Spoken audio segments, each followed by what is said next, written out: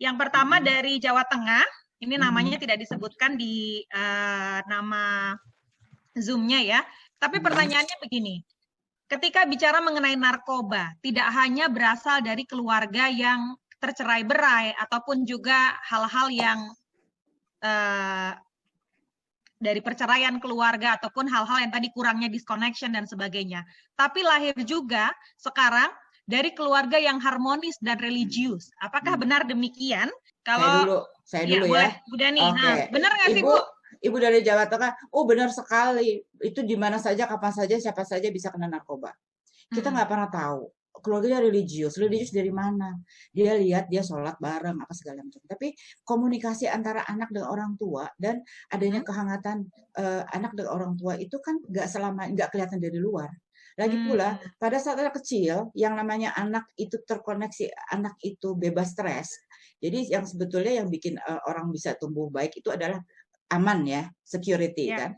Nah, pada anak-anak aman itu bukan berarti the absence of stress, threat. Bukan berarti tidak adanya ancaman kalau buat anak-anak. Tetapi apa? Anak itu dapat dipelukan atau enggak secara fisik maupun secara emosional. Diurusin karena perhatian belum tentu hanya seolah-olah sekedar materi ya, Bu Dani ya, apalagi jadi, ya itu ya. Anak itu yang secure buat anak-anak yang tadi anak bayi-bayi kecil itu deh. Kita kalau lihat jangan yang remaja-remaja, yang bayi-bayi kecil itu bukan tidak adanya ancaman, tetapi apakah dia mendapatkan yang dia butuhkan, connection tadi gitu. Ya, secara fisik maupun secara emosional. Menjawab kebutuhan. Responsif gitu orang tuanya. Itu sebetulnya. Satu pertanyaan lagi dari Ibu Widarni Wijana. Bisakah menjelaskan narkoba ke anak usia dini? Karena tadi sudah dipaparkan juga bahwa ini generasinya makin muda. Kalau misalnya tadi yang merokok bisa anak-anak umur 6-7 tahun sudah mengenal rokok, kemudian bisa juga larinya nanti ke narkoba. Oke. Itu mudah sekali jawabnya, bisa sekali. Saya pernah punya program, Ibu kalau mau diukur lagi obatnya programnya terserah, yaitu kiat menyampaikan bahaya narkoba pada anak sesuai tahapan usia. Ya. Jadi dari mulai yang kayak kita tuh sukses ya ngajarin anak kalau muslim nggak makan babi, bener nggak sih? Kenapa kita nggak bisa ngajarin anak nggak boleh narkoba? Kan sama aja gitu. Ini boleh, ini nggak boleh. Ya, minum obat, ini obat itu racun, nggak boleh, hati-hati ya kalau mau makan obat, harus takarannya pas. Jadi harus gini, nggak boleh sembarangan. Sehingga dia hati-hati, segala sesuatu yang masuk ke mulutnya itu mesti ditimbang-timbang dulu, dilihat awareness dari kecil bisa disampaikan. Ya, bisa. Ada programnya itu. Kiat menyampaikan bahaya narkoba pada anak sesuai tahapan usia. Ya, TK, SD, SMP, SMA, mahasiswa. Itu sudah harus diberitahukan justru ya saat sekarang. Harus, ya. Lifestyle. Baik, jadi Dani, terima kasih. Oke, saya mau menuju ke salah seorang pemuka agama, mungkin nanti akan ada yang disampaikan. Bapak Sirojul Munir, saya lihat ada bapak-bapak menarik perhatian saya ini, saya akan beda sendiri. Sudah lebih bagus. Nah, ini tadi bicara mengenai pertanyaan yang tadi juga nih Pak, religius, keluarganya kelihatannya dari luar religius, tapi ternyata ada yang terjebak di dalam narkoba juga. Baik, mungkin saya jawab ini dulu sebelum saya berkomentar kepada yang lain ya. Assalamualaikum warahmatullahi wabarakatuh. Jadi sekarang ini ada semacam pergeseran dari nilai agama atau esoteris, kalau dalam bahasa yang lebih ilmiah, kepada eksoteris, yaitu nilai dari etika kepada estetika. Jadi sekarang ukuran kesalehan seseorang itu diukur dari seberapa rajin dia sholat, seberapa rajin dia sholat jamaah, seberapa rajin dia berpuasa, berapa banyak hafalan surah Al-Qur'annya. Jadi yang sifatnya zahir, yang sifatnya itu outfit gitu ya. Nah itu bergeser jauh. Kalau dulu agama itu kan disederhanakan dengan pelajaran budi pekerti, di mana kalau anak akhlaknya buruk dia akan susah naik kelas kan gitu. Kalau sekarang kan tidak. Ukuran kesalehan anak itu diukur dari berapa surah yang dihafalkan. Nah, ketika terjadi pergeseran agama dari nilai esoteris kepada eksoteris, itulah sebenarnya yang menjadi pangkal persoalan. Jadi tidak heran kalau kita melihat sebuah keluarga atau orang yang secara zahir kelihatan adalah orang religius, ternyata mereka mudah terjebak ke dalam isu-isu seperti narkoba. Betul. Karena mereka melihat agama itu dari aspek outfitnya, bukan dari nilainya. Nah, sebenarnya peran itu dari rumah. Makanya sebenarnya saya kembali kepada tadi yang sudah dipaparkan oleh Bu Tri juga, atau Bu yang sebelumnya ya. Bu Giwo. Ibu Giwo. Bu Giwo. Jadi sebagai seorang ibu, jadilah dia role model. Jadi agama itu harus dibumikan dalam tindak tanduk. Agama tidak bisa dibumikan dalam perintah sholat. Agama tidak bisa dibumikan dalam ketika seorang bapak, seorang ibu mencontohkan membaca Al-Quran. Tidak. Agama is not that simple. Agama is attitude. Religion is attitude. Nah, ketika orang tua gagal membumikan agama dalam bahasa tindak tanduk, apapun dalil yang dikeluarkan dari mulut dia, walaupun dengan atribut dan outfit religius apapun, tidak akan kena. Nah, sebenarnya saya juga ingin menyampaikan sebuah usulan. Mari kita keluarkan diri kita dari kungkungan atribut-atribut dan narasi-narasi agama yang terlalu sempit. Bagi saya agama itu nilai. Apapun agamanya. Ketika kita beragama dan concern kita kepada nilai, semua agama itu akan menyatu dengan sendirinya. Semua agama itu akan bisa saling menghormati. Tapi ketika agama berhenti dalam outfit, dalam dohirnya saja, maka yang ada ketika kita melihat, jangankan antar agama yang berbeda, melihat cara orang yang sholatnya berbeda aja udah mulai jaga jarak. Melihat orang yang pakaiannya tidak syar'i menurut ukuran dia saja sudah menjaga jarak.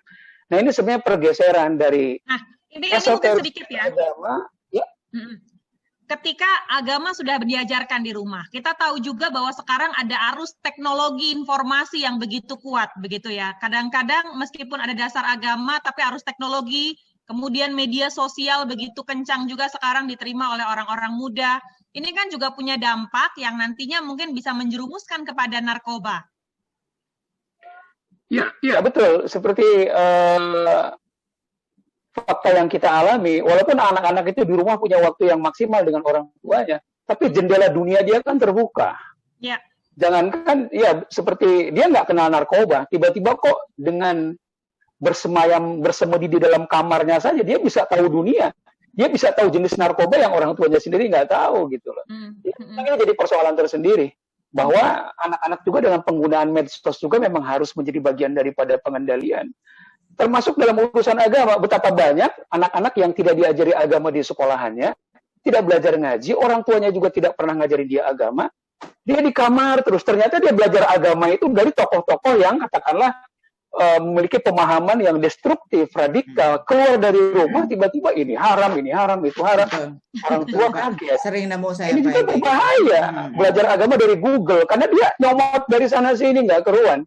Ya. Jadi, istilahnya belajar agama tanpa rute itu ya seperti itu. Memang ini tantangan-tantangan bersama gitu ya. Nah sekarang kalau orang tuanya mengatakan kamu jangan tenggelam dengan medsosmu, dengan HP-mu. Lah kalau orang tuanya sendiri melakukan hal yang sama, lah mama sendiri kalau diajak ngomong mantengin HP mulu. Gimana? Nah itu dia. Jadi sebenarnya struggle kita dalam mendidik anak, pertama diawali dengan struggle kita mendidik diri sendiri dulu. That is the point.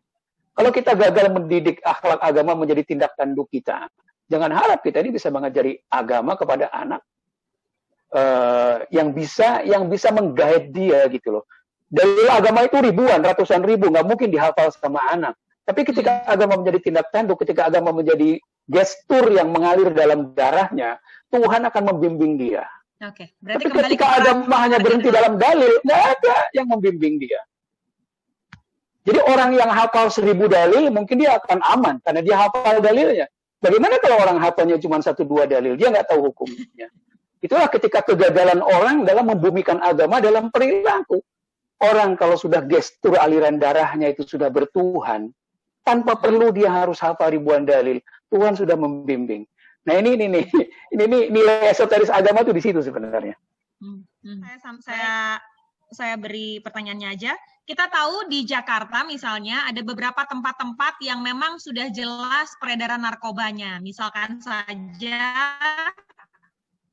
ini di Kampung Ambon begitu ya. Ini dari Qcom. Ambon, namanya Qcom, Ibu Qcom mungkin ya. Kampung Ambon, Tanah Tinggi dan lain-lain. Tapi tadi kembali ke apa yang disampaikan Ibu Yunis. Masalah sisi hukum di Indonesia ini belum begitu kuat. Nah, bagaimana ini, Bu Dani? Oh, saya. Jadi gini, kalau bicara tentang drugs, kita bicara sama dealer sama user. Dua hal. Kalau dealer itu urusannya polisi penegak hukum. Kalau saya, ibu-ibu, saya pikir itu urusannya dengan user. Bagaimana supaya anak-anak itu nggak beli.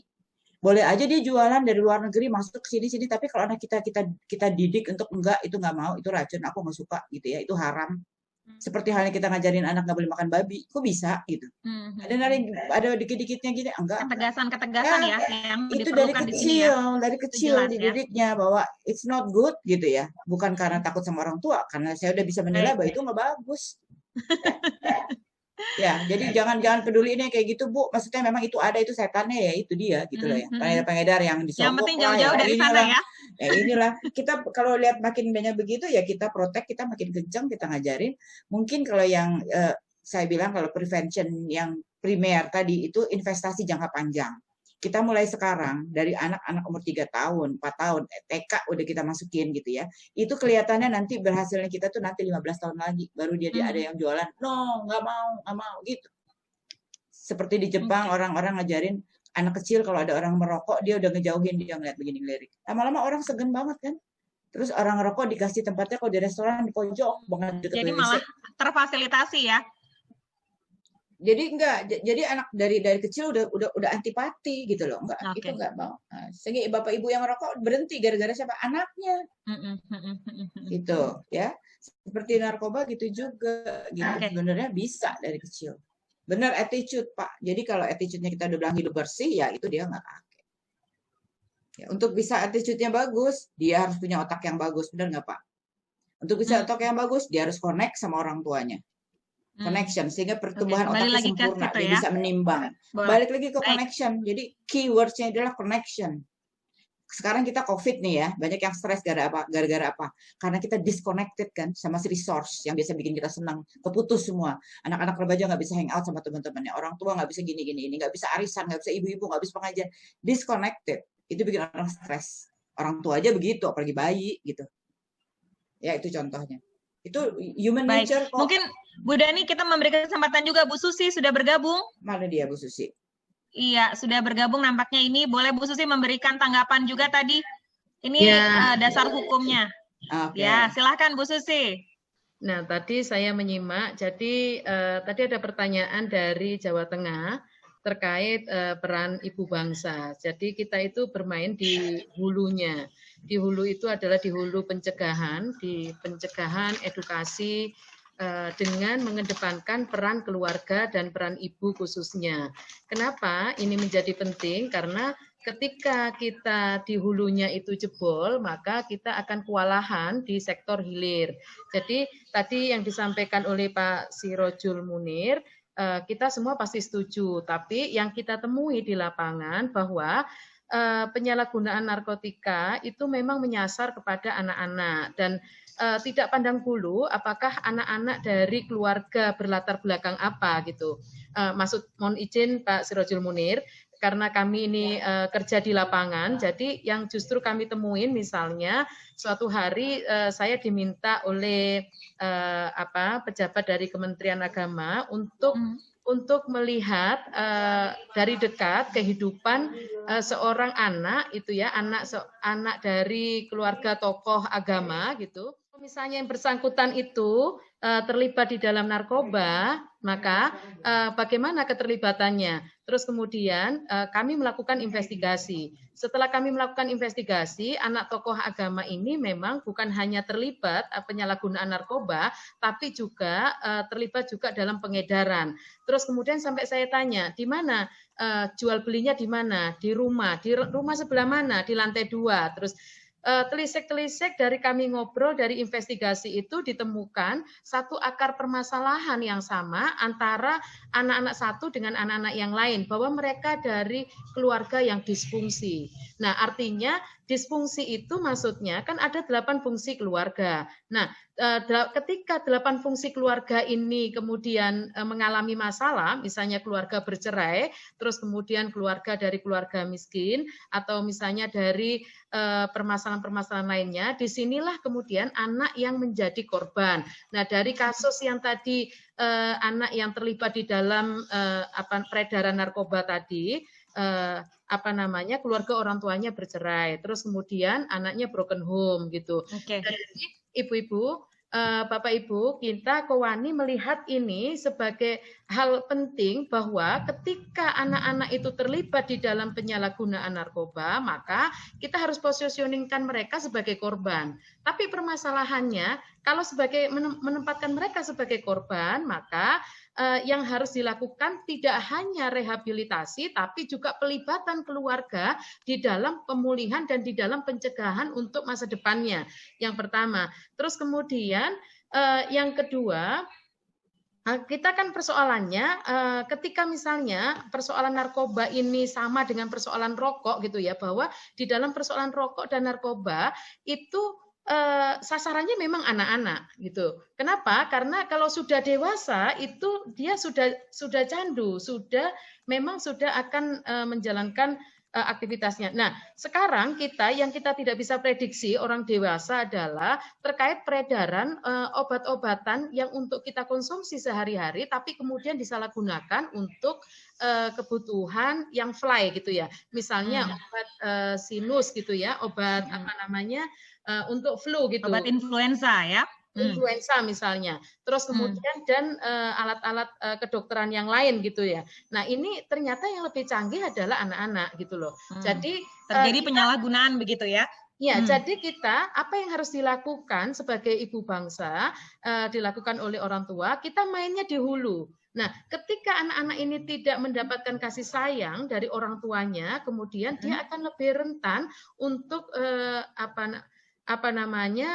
dengan pengaruh-pengaruh negatif. Nah, permasalahannya kan kita orang-orang tua kita ini mereka punya orang tua, mereka punya keluarga, tapi mereka mengalami posisi sebagai yatim piatu sosial gitu. Artinya yatim piatu sosial itu bahwa keluarganya tidak hadir di dalam dirinya, di dalam kehidupannya. Yang hadir kemudian apa? Ketika anak-anak terasing, dia akan berkumpul dengan kawan-kawannya gitu kan. Nah, di situ lingkungannya itulah gitu. Jadi kita melihat di sektor hulunya ini, sektor keluarga sebagai aspek di dalam pencegahan. Kalau sudah terlibat maka diposisikan sebagai rehabilitasi dan ini mahal sekali.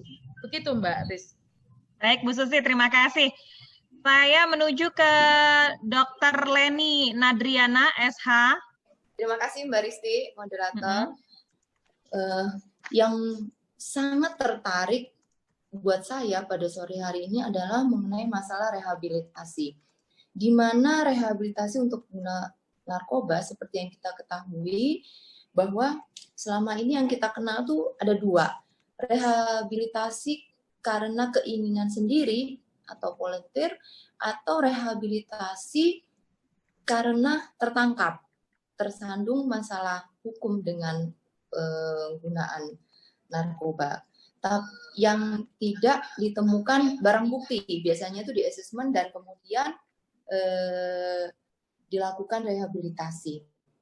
Yang ada sekarang ini, baik secara sukarela ataupun rehabilitasi karena sudah tersangkut masalah hukum ini, belum jelas. Menurut saya belum jelas penanggulangannya seperti apa. Bukan skeptis, tapi memang kalau misalnya dalam contoh kasus empiris, kalau misalnya kebetulan saya lawyer juga, kalau misalnya tertangkap, nih pengguna tertangkap, itu tarik ulur di lapangan dengan beberapa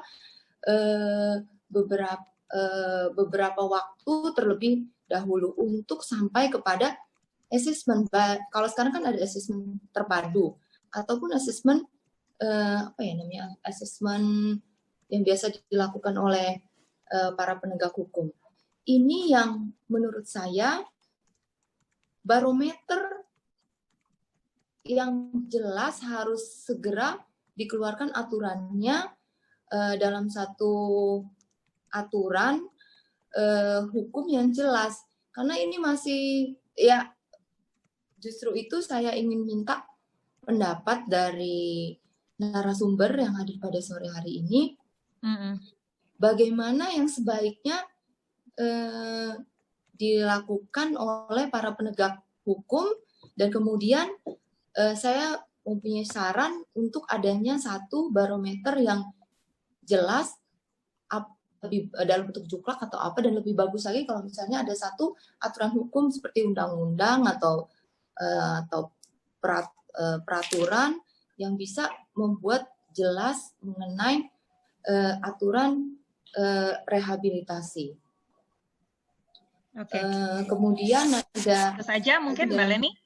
Ada sedikit catatan saya sempat mendengar ada wacana bahwa akan dilakukan penghapusan pidana bagi penyalahgunaan narkoba atau pecandu. Nah, ini saya berharap pada sore ini mendapatkan masukan dari para narasumber. Kemudian satu lagi, Bu Tri, adverse childhood experience itu sampai umur berapa ya, Bu? 18 tahun pertama, Ibu. Oh, baik, terima kasih. Soalnya ini 18 tahun pertama. Ibu bisa lihat di browsing AC study. Study. Siap. Di situ semua hasilnya ada ya.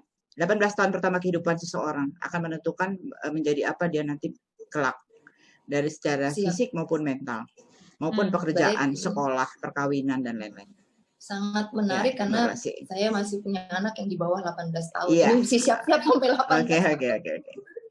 Baik, terima kasih. Cukup. Baik, makasih. Cukup Ibu ini saja, makasih. Sudah menyampaikan. Tadi lebih banyak ke aturan hukum juga ya. Ini sayang sekali kita tidak bisa menghadirkan yang bisa berbicara lebih eksplisit mengenai hukum. Tapi Bu Dani, sebenarnya kalau dibilang untuk situasi sekarang ini itu generasi muda kita, kalau tadi Presiden Joko Widodo pernah mengatakan bahwa kita darurat narkoba, di tahun 2020 ini jumlahnya semakin meningkat atau seperti apa dengan adanya meningkat? Meningkat. Meskipun dengan situasi pandemi. Ya, pandemi itu justru addiction yang lain muncul. Oke. Ada yang baru, adiksi pornografi. Ya. Cyber sex. Dia iseng nggak ada ngapain. Itu adiksi yang baru, shopaholic. Iya nggak sih, ibu-ibu gini nggak sih kalau bosan? Ya, beli ini, beli itu yang nggak penting-penting dibeliin. Nah, ya, gaji datang penuh. Juga ya? Iya. Ibu misalnya yang kantor pegawai negeri, gaji tetap dibayarin penuh walaupun nggak datang setiap hari. Ibu nggak ngeluarin uang buat bensin, buat makan siang, ya kan? Uangnya berlebihan. Ibu ngapain begini? Belanja online. Iya, itu kan juga addiction, gitu. Coba lihat deh. Ya, terus tadi saya mau menanggapi Dokter Leni, Mbak Leni, ada sekarang penanggulangannya gimana nih? Ada kan sekarang ada penjara atau di rehab gitu kan? Nah, sekarang udah aduk-aduk nih Bu, yang harusnya masuk penjara, masuk rehab, yang harus rehab masuk penjara gitu ya. Kenapa? Karena pada nature-nya itu ada criminals, ada criminal addicts. Bahasa Inggris itu dua, bahasa Indonesia addict criminal sama criminal addict. Kalau addict criminals, dia itu criminals, tetapi dia juga mengalami adiksi. Tandanya dari mana? 18 tahun pertama kehidupannya dia itu ya nyolong iya, melakukan hubungan seks bebas iya, masih kecil-kecil udah tahu. Terus dia melakukan kenakalan-kenakalan yang bolos sekolah, lari dari rumah gitu-gitu. Terus dia nyolong lagi. Dia kriminal, tapi dia juga addict. Ibu lihat di penjara perempuan. 2/3 dari isinya itu adalah pengguna narkoba, walaupun dia tidak terjerat dengan undang-undang narkotika loh Bu, gitu. Iya betul. Dia bisa menyuri, bisa rampok, bisa nyulik anak, bisa segala macam. Tetapi 60% dari warga binaan perempuan itu dia pengguna narkoba. Artinya apa? Dia kriminal, addict kriminal, ya. Tapi kalau criminal addicts, dia addict karena dia adiksi, dia harus pakai. Dia gimana pun caranya dia nyolong. Dia lakukan kriminal, melakukan apa-apa. Nah, ini harusnya dibedakan dulu Bu secara hukum. Dia addict kriminal atau kriminal addict. Ya, dibelah dulu karena akarnya beda gitu loh. Kalau yang kriminal, yang dia emang kriminal yang mengalami adiksi, dia saya setuju masukin penjara aja. Yes. Gitu. Tetapi kalau yang korban itu adalah criminal addict, dia menjadi kriminal gara-gara adiksinya. Nah itu tuh dibenerin, itu anak kita balikin lagi sini itu gitu ya. Nah itu loh kalau mau cara hukum itu akarnya ada di situ. Bagaimana negara bisa membedakan antara criminal addict sama addict kriminal? Dibedain dulu gitu. Ya pembinaannya juga akan beda. Jangan sampai addict itu dimasukin kayak di rumah sakit obatnya sama semua. Yang TBC, yang sakit jantung, yang diabetes sama semua, nggak bisa dong gitu. Ya, penyebabnya itu beda-beda. Kalau saya halus-halus, apa ini dia yang lari dari masalah ancaman atau yang lari menuju udah lain. Lalu yang lari dari apa dia? Sedihkah atau sekosongkah atau dia apa yang dialami? Ya, apa yang sebenarnya terjadi ya, why tadi ya? Iya. Nah, why-nya menentukan how. Jadi halus how obatnya. To treat-nya ya, how to treat mereka. Spesifik. Ada istilah trauma based addiction. Saya ngajarin itu sama psikolog-psikolog. Jadi bagaimana di dalam rehab tuh tempat Bu Yunis di Lido, konselor-konselor saya ajarin. Kamu harus trauma informed care ya. Maksudnya kalau di trauma informed care itu penanganan perawatan yang memasukkan perspektif bahwa kemungkinan orang itu mengalami trauma loh gitu. Ya, trauma itu kemungkinan yang menyebabkan dia loh gitu loh. Ya, jadi selama kamu nggak treat traumanya, dia pasti akan koma terus, gitu loh. Ya, jadi kita kasih dia alat si konselor-konselor itu untuk mempelajari bahwa beware bahwa trauma itu ada di mana-mana. Even kita sendiri juga pasti punya trauma. Bedanya besar atau kecil gitu aja. Kadang-kadang nggak usah trauma yang gede-gede, tapi tiap hari di-abuse, dikatain, digoblok-goblokin, lama-lama orang itu nggak menjadi apa-apa, jadi minder. Minder akhirnya supaya dia pengen eksis, dia pakai narkoba baru dia bisa eksis gitu. Ya. Jadi trauma based addiction harus diajarin dan tidak semua rehab itu punya perspektif itu. Gitu. Itu ada. Yang tapi hardcore. Seseorang sedang dalam tahap rehabilitasi begitu ya. Kira-kira peran keluarga harus seperti apa? Karena untuk bisa membuat seseorang yang sudah kecanduan ini, apalagi dalam kondisi parah, ini kan kemudian mereka dipisahkan dari keluarga, dibawa ke rehabilitasi, belum lagi yang misalnya punya urusan kasus hukum dan lain sebagainya. Nah, peran keluarga harus bagaimana? Karena di sini kan juga kadang-kadang keluarga satu menanggung malu. Saya tahu. Ya, keluarga itu sebetulnya kalau di rehab yang bagus, keluarga itu ada waktunya sendiri untuk ketemu. Keluarganya juga di-train, juga direhabilitasi, gitu ya. Jadi kalau di Lido, tempat saya sering sekali datang ke sana soalnya bolak-balik. Di sana ada pertemuan keluarga, family seminar. Keluarganya harus datang. Di dalam rehab tuh anak direhab, ada kontrak. Keluarganya juga harus mau datang kalau dipanggil. Kenapa? Dia dikasih seminar, kenapa anak itu narkoba? Sehingga apa? Salah-salah yang dari dia ambil. Saya juga mesti berubah dong. Cara komunikasi dan lain-lain. Membina lagi connection tadi. Gimana kalau cuma anaknya yang diajarin? Nggak bisa. Keluarganya juga harus ikut. Jadi unit of service dari orang yang menangani narkoba adalah the whole family. Kalau pasangan ya sama pacarnya, sama semuanya gitu. Emang gede kalau udah sampai jadi itu benerinnya tuh lama gitu. Kalau udah rusak banget, misalnya bapaknya pengen dar juga gitu kan, gimana? Kita cabut independent living program. Kamu ikut sana ke panti sosial, Bu Yunis dulu dari Kementerian Sosial. Jadi anak-anak yang begitu ya udah nggak bisa nih orang tuanya rusak.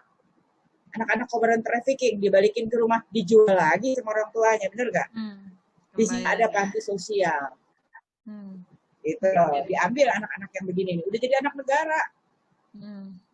Ya, ibunya banyak kok di sini, ada banyak banget ibu di Indonesia.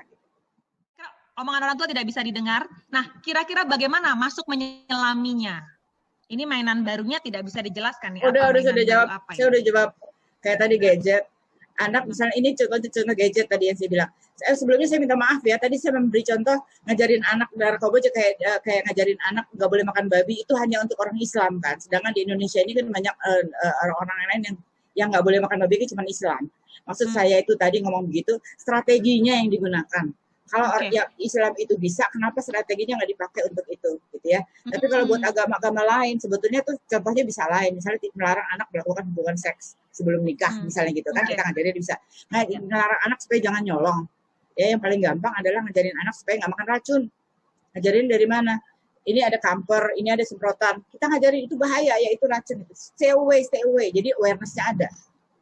Kalau narkoba itu obat, ya kita bilang obat juga racun gitu, ya. Sebetulnya kita bisa dari gitu. Tapi tadi pertanyaannya mainan baru itu kaitannya kayaknya ke gadget deh. Jadi kalau anak nggak punya dopamin reseptornya kecil, dia nggak punya stimulus yang membuat dia merasa senang, tiba-tiba dia kena gadget atau mainan, masih kecil udah lihat mainan gini. Game, ya? Nah, main game gitu. Game ya, karena dia akhirnya nggak peduli ibunya perhatiin atau nggak, yang penting saya nggak boleh dilepas dari ini. Jadi ibunya dia connectionnya ke alat itu kan gitu kan. Nah, pada anak yang terlalu kecil di bawah 6 tahun, di bawah 6 tahun 8 tahun, apa akibatnya kalau dia pakai gadget? Selain kontennya addictive, lampunya, sinarnya ini itu juga memberi stimulasi kepada otak dan membuat keluar dopamin, ketagihan gitu. Sinarnya sendiri udah adiktif gitu loh ya. Hati-hati nih, ini salah satu nih yang saya pikir lebih berbahaya. Saat ini lebih banyak orang yang edik game ketimbang edik narkoba. Nggak anak kecil, orang tua juga. Nggak usah gadget, main game lah. Ngapain deh medsos, dikit-dikit lihat YouTube-an, Netflix, ya kan? Itu punya dampak yang negatif juga ya. Jadi ibu-ibu Terhadap kalau sering main circuitry. Facebook, nanti anaknya bisa nyontoh dong ya. Iya. Ada waktu. Jadi hanya dibolehkan berapa jam. Gitu ya, harus ada curfew-nya. Dan untuk anak yang besar, anak kecil-kecil jangan dikasih karena lampunya sendiri udah, anak kecil tuh terlalu sensitif, matanya itu sensitif untuk menerima sinar, ya, sinarnya itu sendiri adiktif gitu loh. Hati-hati gitu ya, untuk anak kecil nggak boleh kasih. Oke. Ya.